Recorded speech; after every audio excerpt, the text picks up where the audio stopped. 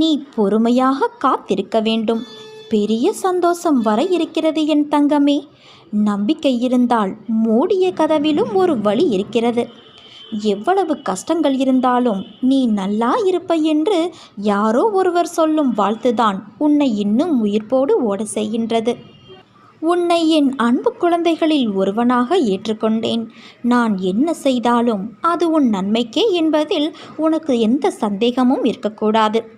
உனக்கு எதை எப்போது செய்து தர வேண்டுமோ அப்போது அதை நான் நிறைவேற்றுவேன் என்ற நம்பிக்கை உனக்கு இருக்க வேண்டும்.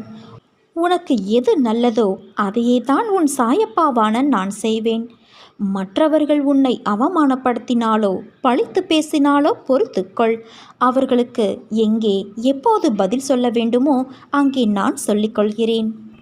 வாழும் நாட்கள் எப்படி இருக்க வேண்டும் என்று நீ என்றைக்காவது யோசித்து இருக்கிறாயா?